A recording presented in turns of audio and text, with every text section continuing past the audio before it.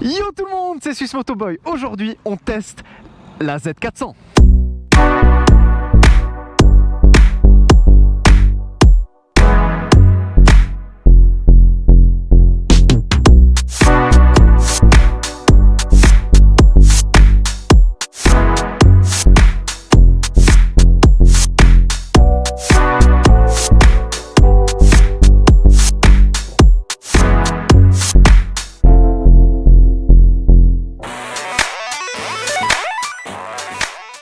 Je tiens aussi rapidement à dire merci à Pôle Mécanique pour m'avoir laissé essayer cette moto. N'hésitez pas à aller faire un tour. Toutes les informations du garage sont en commentaire. Ils se trouvent juste au-dessus de Gland. N'hésitez pas, ils sont vraiment au top.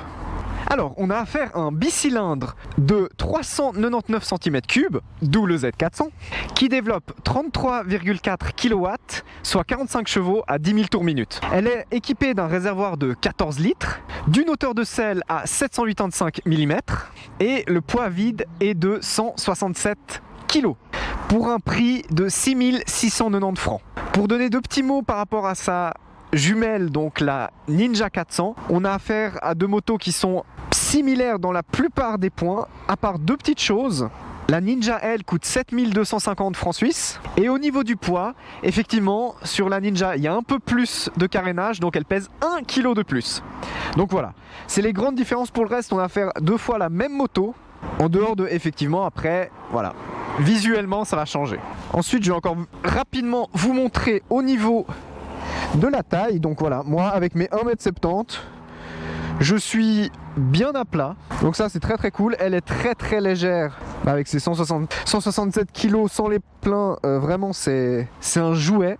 On voit que c'est assez petite taille, on est assez vite resserré, mais pour en tout cas ma taille, il n'y a pas de souci. Et effectivement, ils annonçaient sur le site qu'il y avait quelques possibilités au niveau du guidon, entre autres des repose-pieds, de pouvoir modifier un peu la disposition pour que ce soit plus confortable, peut-être pour des personnes de plus grande taille, ou en tout cas le régler au mieux par rapport à soi. Alors là, de toute façon, je vous invite à aller voir avec votre garagiste sur les différentes possibilités, mais en tout cas sur le site, il disait qu'il y avait des possibilités pour un peu ajuster la moto à chaque personne. On a affaire à une moto, je trouve, avec un look assez agressif. Je vais la relever un petit peu, ça va être plus simple à regarder. Assez agressif, très moderne, donc très sympa, moi je trouve. Moi j'aime beaucoup ces looks là. On voit que voilà, il y a vraiment des petites pièces de carénage qui ont été mis partout pour donner un petit style, donc c'est très cool. Après, bien sûr, comme d'habitude, hein, la plaque arrière, bon bah voilà, c'est toujours ce qui est criminel, mais bon, ça, la marque il peut pas grand chose, ils essaient juste de suivre les règles. Ce qui est aussi très cool, c'est que le phare avant ressemble énormément au phare de la Z650, même aussi de la Z900, tout en étant unique. Tu ressembles aux grosses, mais tu es quand même ton propre look qui rend cette moto unique visuellement. Et ça c'est vraiment cool. Ils n'ont pas juste simplement recollé 3 fois pile la même chose, ils ont quand même pris le temps de faire quelques modifications pour qu'elle soit vraiment unique en termes de look. Et donc maintenant on va passer au moment de l'essai et on se retrouve après. Bon alors passons à la partie essai, la meilleure toujours.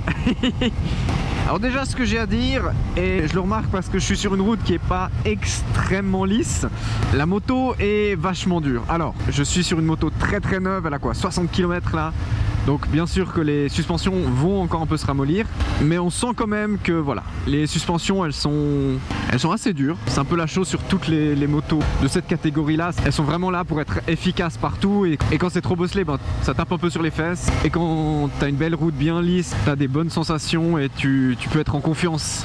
Et là je remarque tout de suite, en virage comme ça, elle est très légère à utiliser, elle se met bien en virage, tu sens que tu peux bien jouer avec, très sympa. Moi j'aime quand c'est des petites motos légères, tu vois.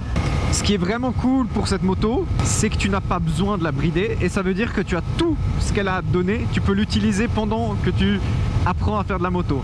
Et on va dire les choses comme elles sont, pouvoir ouvrir à fond les gaz, c'est vachement, mais alors vachement agréable. Elle sera en full avec presque 35 kW.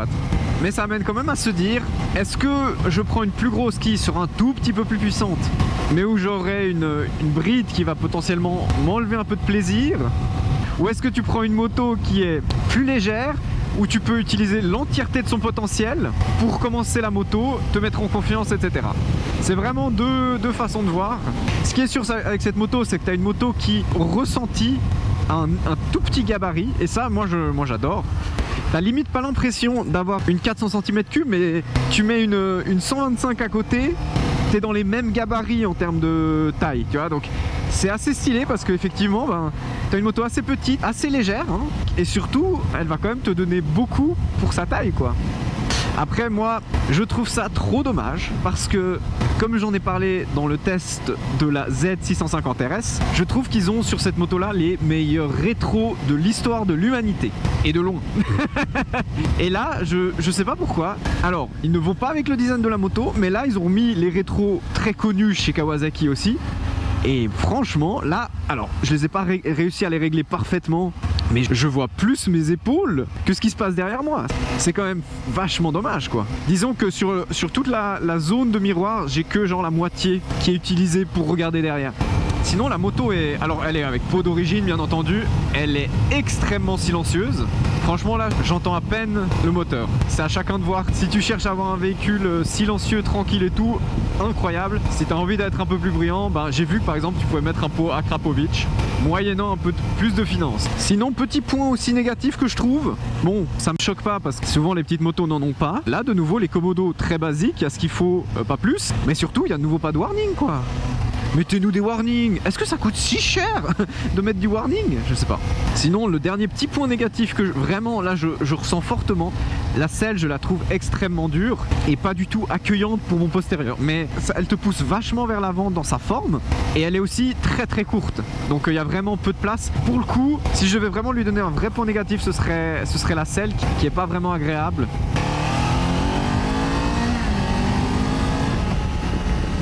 Non, mais elle donne bien, elle envoie, tu vois. Pour avoir l'habitude de rouler des véhicules beaucoup plus gros et beaucoup plus puissants, je trouve que d'avoir une moto qui te permet d'ouvrir, où tu peux vraiment mettre les gaz et ne pas tout de suite te retrouver à des vitesses hallucinantes où tu risques juste un retrait de permis, je trouve ça extrêmement agréable. Ça donne vraiment un autre plaisir. Sinon, en termes de position, ouais. Donc quand je mets vraiment la pointe du pied sur le repose-pied, en fait, je peux pas laisser retomber un petit peu mon pied parce qu'il est tout de suite posé sur le pot d'échappement. Alors, sauf erreur, c'est pas une zone où le pot chauffe trop parce que c'est un endroit où il est pas mal protégé, donc je pense pas qu'il y a un gros risque de faire fondre sa chaussure. C'est très resserré à ce niveau là.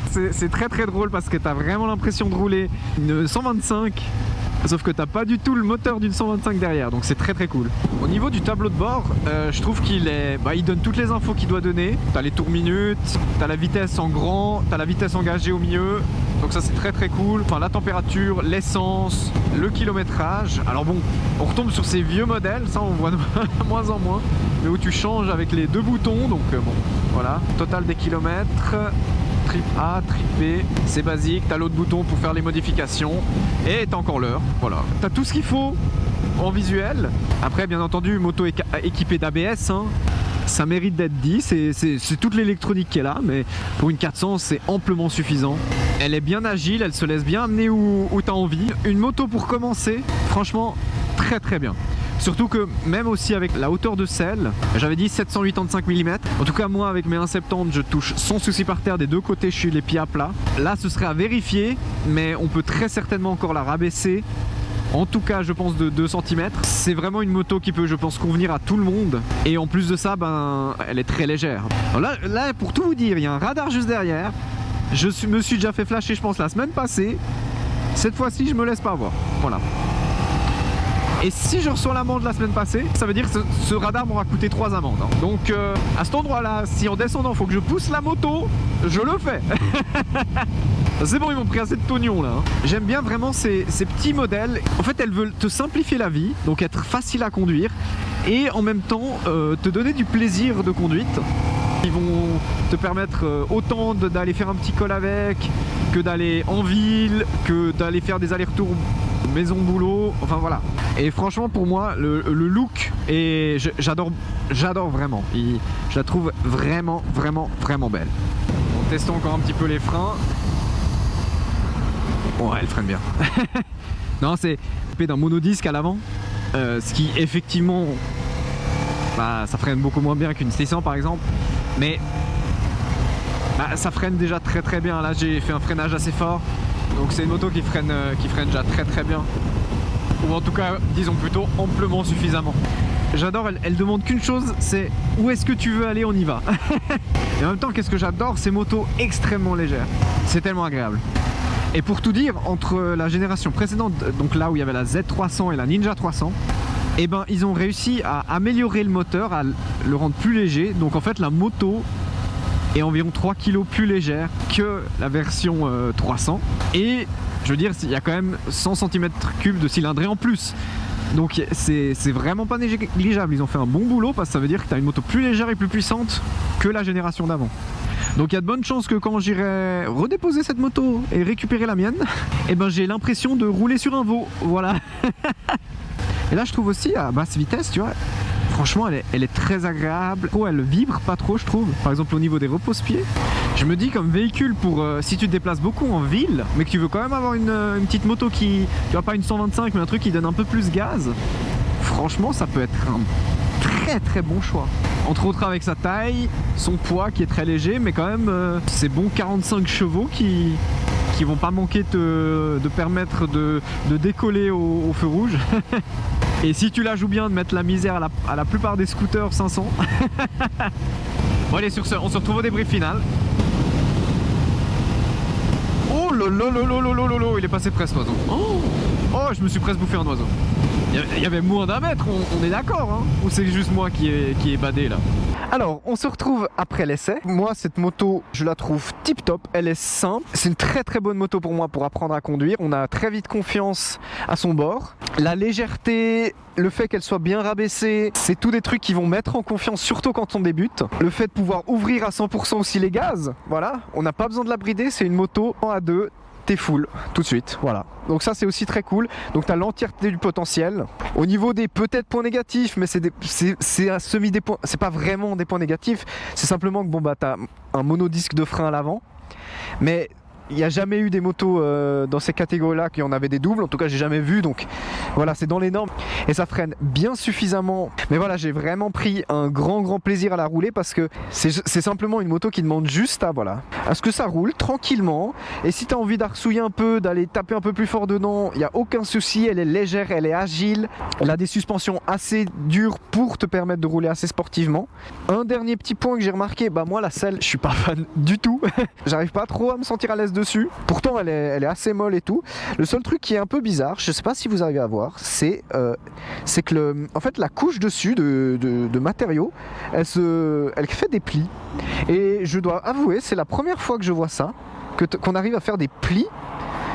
Peut-être que je me trompe complètement et que je suis complètement à côté de la plaque, mais pour moi c'est vraiment la première fois que je vois ce genre de choses. S'il y a un gros point négatif à cette moto, c'est sa selle, parce qu'en dehors de ça on est vraiment sur une moto de très petite taille, qui est très agile, très agréable à conduire, qui donne déjà pas mal, parce que voilà, 400 cm3 ça envoie déjà bien, hein. On se dit ouais ça donne pas beaucoup, mais franchement pour une moto du quotidien ou pour une moto pour apprendre, c'est vraiment le top. Donc écoutez, j'espère que ce petit test vous aura plu. N'hésitez pas à laisser un commentaire, à vous abonner, à liker, à donner votre avis sur cette moto si vous avez pu la tester. N'hésitez pas surtout encore, si vous êtes intéressé par Kawasaki, faut pas hésiter à aller leur dire bonjour, c'est un garage qui est au top. Et puis sur ce, je vous dis ciao.